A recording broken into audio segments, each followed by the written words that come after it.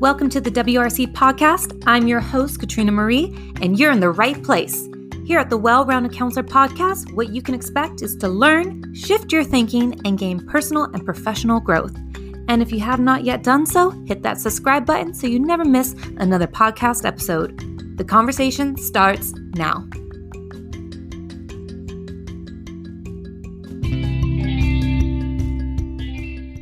Hey everybody, welcome back to the WRC podcast. I'm your host, Katrina Marie, and I'm so thankful that you decided to join me today in today's episode. Today, I'm going to be talking to you on how to create a sense of well-being. Now, what is well-being? It's taking time out to help you and your mental health. So a lot of the times I work with a lot of different people, and I want to talk to you if you are a counselor looking to implement well-being into your department. I want to talk to you if you are a student who's looking at taking care of their mental health, or if you are a parent looking for ways to cope and take care of your mental health as well as other people's mental health. So let's get into today's topic. I'm going to start with well-being for counselors. Now, I'm a counselor myself, and I know that if I am not taking care of myself first, it's going to be extremely difficult for me to show up and be a support system for other people. So it is super important for me to always have my own best interest first, especially when it comes to my mental health, how I arrive to work, how I speak to students. My mood really impacts my counseling skills. I mean, how many of you out there have maybe made a poor word choice with how you spoke to a family because you were having a bad day? It happens. We are not machines. We are humans as well. And if we are not taking care of ourselves and implementing well-being into our own life, how can we take care of others? It's pretty logical in my mind. So if you're looking for implementing well-being into your department, or if you are working by yourself in your own department, there are ways for you to incorporate wellness. Now, I work in a team where we do comprehensive counseling. What does that mean? We do the social emotional aspect for students. We also do the academic advising, as well as the career and college planning. So that's a lot of balancing. And we work with different people from different ethnic backgrounds, different socioeconomic backgrounds, different religions, different upbringings, and different ideas of what mental health actually is. It's pretty surprising how in the West we put a lot of emphasis into mental health, but in other parts of the world, it's a bit of a taboo subject. So it's a very tricky thing incorporating into your counseling skills. And I always tell my team that we need to take care of ourselves first, and we need to take time out for ourselves to look after ourselves and also just take a pause. So this year, with the demand of the role I have and the responsibilities that we have as a department, I decided to implement something called Wellness Wednesdays. Now, this is not a new thing, but we decided to put our spin on it. We also have a weekly meeting where we check in at the beginning of the meeting.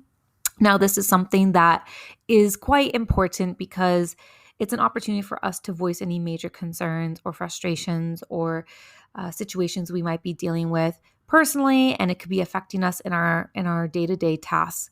But let me get back to the Wellness Wednesday, for example.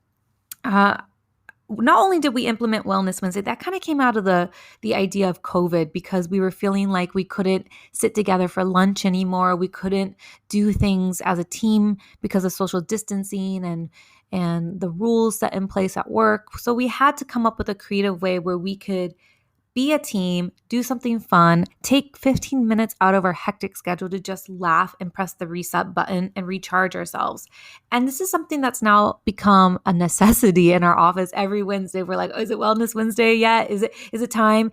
And we have a set time in our calendar where it's blocked off, and we utilize that and we do something fun and wacky and crazy and silly and just off the wall. And to be honest, it ends up being so much fun. And sometimes not everyone can participate, but we do our very best to make it implement it into our schedule where we know that it is important. It's a matter of you buying into this idea that it's important to take care of yourself for a few minutes out of the work week. Okay. Now, like I said, there's other ways for you to implement wellness. You can have a weekly meeting with maybe your team and do a check-in before the meeting starts. That's another way to just, like I said, voice any concerns, or you could do a little icebreaker. You can share something interesting before you get into serious topics into your agenda. You can do something fun and just be creative. And that can be a really fun wellness activity, and you get to know your colleagues and a little bit of team bonding as well. Now, if you are by yourself, of course, it can be a little trickier, but maybe you can partner up with other counselors at other schools where you do like a monthly check-in, or you have accountability and you do a biweekly wellness Wednesday where you all get on Zoom and you do something wellness related. Like for us, we like to do Mad Libs, or we like to do, online games where everyone can participate, such as Psych. These are just random things that we like to do as a team and that just are super silly and random and fun. Okay. But if you are out there by yourself, I encourage you to find community. Now that's at work. It's important for you to build relationships with other counselors so you have emotional support. This job does take a toll on us, and it is important for our mental health to be a priority so we can take care of other people's mental health. It's important for you to also find a strong work life team feels I'm very strong at, and they come to me a lot for advice on how to balance work and how to balance outside. Now, there's a lot of factors that can affect how you do this. Maybe you are married and have kids for other people before you can put your own needs first. I'm going to be the tough one and things like that. That's a whole other topic, but it's important for you to put yourself first just for a few minutes every single day. If that means you get up earlier to do a workout or do a meditation, or you set aside, 15 minutes before you go to bed to read, whatever that looks like, you need to have that balance and that you time essentially that's going to, I guess, recharge your batteries and make you feel more, just more like yourself. And putting you at the forefront is so important. And that's a very strong quality to have, is to be able to prioritize yourself. And another thing is to create boundaries. I have met so many counselors, not only where I work, but also at other schools. They don't have boundaries, and they will work on the weekends. They will reply to emails late at night. They will be on their holidays, like their school holidays, such as summer break or winter break, and they'll be on email or doing work. And they don't take that time out to really enjoy their family or their friends or do a nice outing for themselves. So it's important to have strong boundaries. And once you have strong boundaries, you can create non-negotiables in your life. And you can say, no, this is important to me. This is what makes me happy. If I don't do this first, I can't be my best self when I show up for work. For me, my boundaries are, these are my contractual hours. This is the time I'm available. And of course, if there are emergency situations, there are systems in place. So now that's another thing, having systems in place in case there are emergencies. Again, we work in a place where we help other people. So of course, we want to be there if there is an emergency, but the likelihood of that actually happening is quite low. Okay, a lot of things can wait till the next working day. So there's so much when it comes to creating boundaries and strong work life that I can go on. That's a whole nother topic, but those are just a few points to help you create a sense of well-being and implement things into your personal life and into your work environment. Now, if you're a student, there's definitely ways for you to protect your well-being. And being a student, you need to know that a counselor can have an open door policy where you can drop in anytime. Now, if you're a counselor listening to this, it's very important to have this open door policy. We understand that you're busy. We understand that you do have a calendar and you have other meetings, but sometimes that gets derailed when there is a crisis or an emergency situation. And a student should feel comfortable. That's the whole point. They should feel comfortable coming to your office and trusting you with whatever it is that's troubling them. So make sure that there's a sense of, an open door policy where you can just come in and be approachable and approach your counselor and be able to have a trusting relationship. Now, it's important to find resources that support you, such as maybe time management. Maybe you have a lot going on and there's, not only the school work demands of your academics, but there's also athletic demands of being on a sports team, or you're involved in the school theater or whatever that looks like. Maybe you are an older sibling, you have to take care of a younger sibling. There's so much. So time management, learning skills to help you manage your time, learning styles. Another thing is a lot of my students come in and they struggle with their learning style and maybe how a teacher teaches. So I have to teach them coping skills and different approaches to learning. So it's important for you to understand what kind of learner you are and how to figure out how you can take in the information and retain it and apply it. Also, it's important for you to have strong study habits. It's important to share what kind of things will work with certain subjects and definitely recognize what's not working. So these three things are the main ones I see the most, which is students having trouble with time management, understanding their learning style, and improving their study habits. These things are very important. So if you're a counselor listening, make sure that you have resources for that. And if you're a student listening, make sure you ask for these types of resources or you do your own research if you don't have a counselor at your school. If you are a student, it's important to find a mentor who can motivate you. And if that is your counselor or teacher or coach or even a parent, I recommend having a mentor who keeps you motivated, who keeps you accountable, who keeps you in line with your goals. I cannot emphasize this enough. And this will also help you when you go through the ups and downs of the school year, ups and downs throughout the week, ups and downs throughout the month. Nobody expects you to be a perfect student all the time. We also have to remember that we go through emotions on a daily basis and it can be a bit of a roller coaster. So to protect your well-being, especially if you're going through something and then you have all these other things going on, one of the things that many students tend to do, they tend to avoid school, or you see a dip in your academics, or you lose interest in your activities and your hobbies. And it's important to have somebody there to keep you accountable so you don't lose sight of what's important to you. And it's important for you to find ways to feel included and wanted in the school.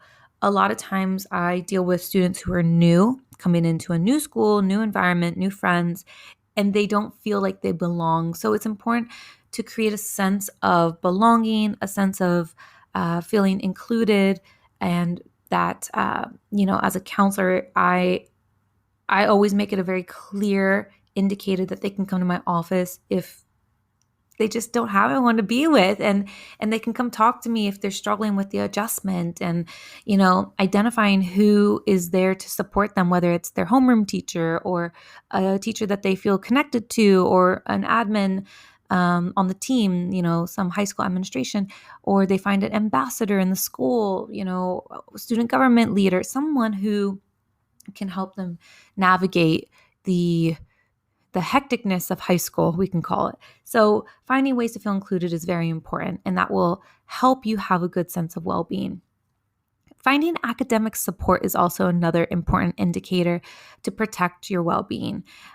If you are not feeling good, the likelihood of everything else happening, they will also follow you not feeling good. So if you're unhappy, okay, and you're depressed, you're going to lose interest in anything that's important to you. That's just how depression works, or sadness works, or you lose interest. You lose interest in a lot of the things that we once had joy and once had, high aspirations to do things. Okay, so academic support is so important, and if you are not asking for help when you're struggling, it just spirals into a downward cycle. I see students who, go through things at home, and then, they're not able to manage their coursework. They fall behind in assignments. They fall behind in attending school, and it just becomes a vicious cycle. So make sure that immediately, if you are a student that puts school first and you are dealing with something, make sure that you reach out to your counselor or a teacher right away and just say you're going through something. And, it should flag up something that something's not right, and people need to help you. We have a sense of care, a sense of responsibility for everyone's well-being. And if you're a counselor out there, make sure you have systems in place to see those red flags and do these check-ins and to monitor attendance. It's so important. It's also important to help students find hobbies and activities that promote well-being. Okay, a lot of times my students, they will come into my office and they will put their academics first. and it stresses the heck out of them. It stresses them so much where they just, that's all they see is like grades and tests, and that's it. Like they forget that they actually were a human. They had hobbies, they had interests, they did things on the weekend. Like they forget. And it's important for us to help them reconnect to those things again. And it's also our job to help them figure out what they like and what they're good at, or discover a new hobby or interest. And that can promote well-being. When students feel down, I always encourage them to go do something nice with their parent. Maybe if it's a girl, say, oh, go for a nice dinner with your mom, or get, manicure, pedicure with your mom. Or if they live with their dad, oh, go grab an ice cream and go for a walk on the beach. Just something to be lighthearted, outside, away from a computer or a phone, just something where there is connection and you're doing something meaningful and you're in a place you enjoy. That can make a big difference. So I try to promote, that sense of finding activities and hobbies as well with a family member. It's also a great idea to find out if there is mindfulness in your school. This is something that a lot of studies have shown that mindfulness can actually help students' well-being and feeling more grounded and a sense of like control in everything going on in their lives. So if you have not heard of mindfulness, I highly recommend you do a search, figure out if you want to become a mindfulness coach, or you want to start a mindfulness club, or you want to learn the techniques of mindfulness. This is another way to help you have a sense of well-being.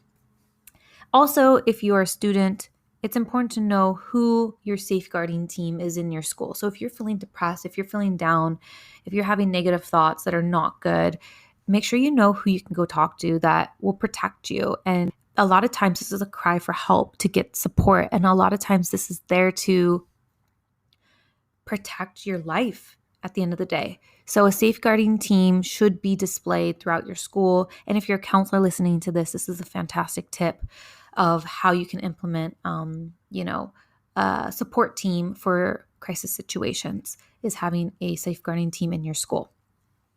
Another fantastic thing is having trained peer mentors. Now, there's lots of programs out there where you can get students trained in mental health and well-being, and they can be peer support. And a lot of times that's where students are going. You're going to your friends and you're talking out your problems with them, but they don't always know how to help you or give you the best advice. So if you have trained peer mentors in the school, this can be a fantastic opportunity, one, to demonstrate leadership in the school, to demonstrate extra support in the school. Also, it helps students know who they can go talk to that might be able to relate to them, especially in that age group. So trained peer mentors is a fantastic thing to implement and to promote more well-being in the school. Now, I'm going to talk to you parents. Parents sometimes can be the cause of the stresses, okay? The pressures that we put on students, the pressures that we put on the academics and getting into college, that is real. That's a very real thing. So it's important for parents to provide a safe place for their children, at home, having adequate home life, food, basic necessity, Maslow's hierarchy of needs, basic needs. So it's important to have that at home, and remind your children, remind yourself, everything's going to be okay, and being a lending ear of support and just hearing out and listening to what your children has to say. Also being open to any feedback a counselor can give you in terms of like how to help your child and how to help support your student, especially when it comes to academics or well-being. Okay. It's important to also, if you're a counselor, provide parents with coping skills, because maybe they're going through a lot. Parents go through just as much craziness as we all do. And, having a teenager probably can be one of the hardest tasks as a parent, is having a teenager. So if you're a parent out there and you're hearing this, you're probably shaking your head like, yep, she's right. Unless you have an earth angel who's perfect all the time, then you're very lucky. But teenagers, they go through phases where they're a bit defiant, or they don't want to include you in everything.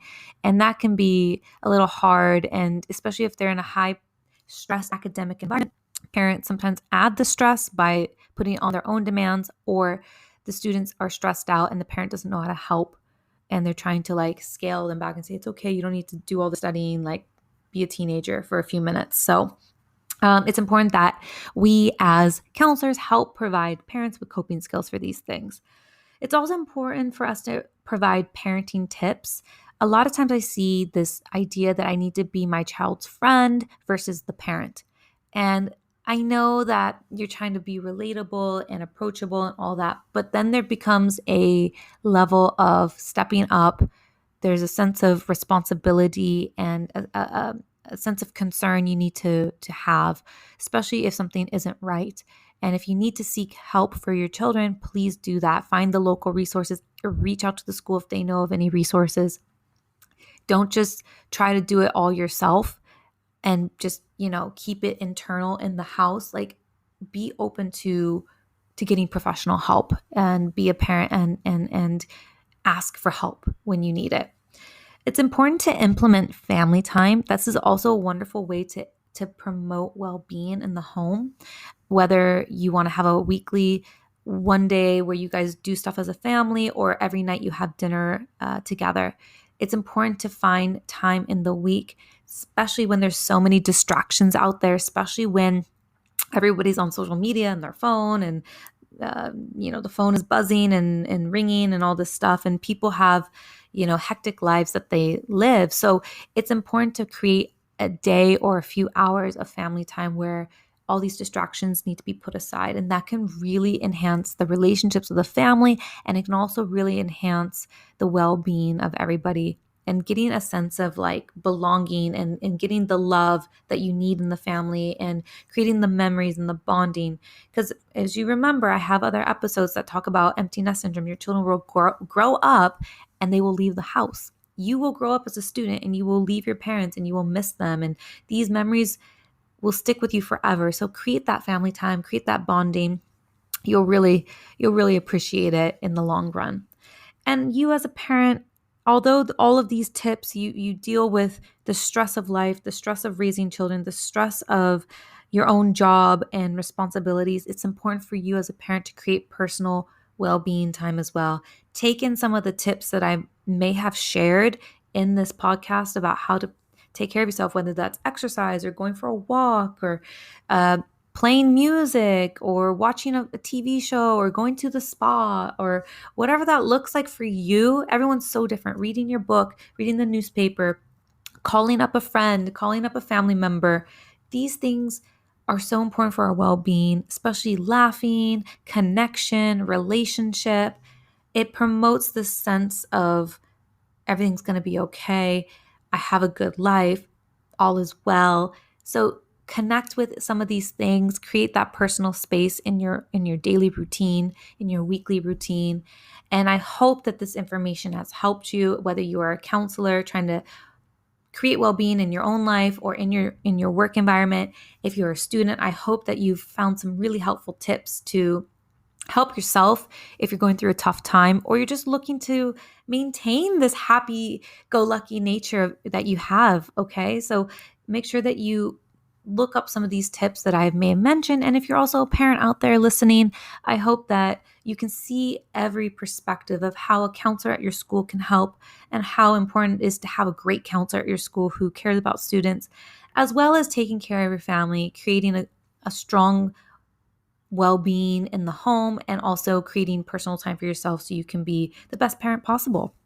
All right. And just a friendly reminder, it's important that you share this podcast, that you help promote it. When you share it and you like it and you rate it, it helps spike an algorithm in each of these different platforms that tells that platform, hey, this podcast is actually getting listeners and people actually like this stuff, and it promotes it higher and higher. So I really appreciate if you could take some time to share it with someone or pass this information along. And also make sure that you take an opportunity to download my 10 free tips on a successful college application process.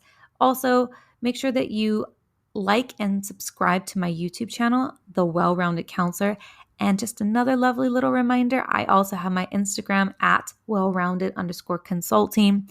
I really hope that this information has motivated you to shift and become a little bit more positive and take a little bit better care of yourself and take better care of other people around you, because that's all we have is each other at the end of the day, right? Especially in this crazy, hectic world. And coming out of COVID, it created so much destruction, but also it created some good stuff too. It created a realization that we need each other and we need to take care of ourselves and our mental health. And people are still struggling coming out of this time period of COVID and isolation and adjustment back into school. So it's very important that we look after each other no matter who you are. And if you're somebody who's not a counselor or not a parent or a student and you just wanted to learn, kudos to you, because you can implement these things with your own family. You can implement these things with other people in another helping agent type of job role you might have. So good work to you if you're just listening to this for the first time. And thank you so much for joining me today. I'm Katrina Marie, and I'll catch you guys on the next episode.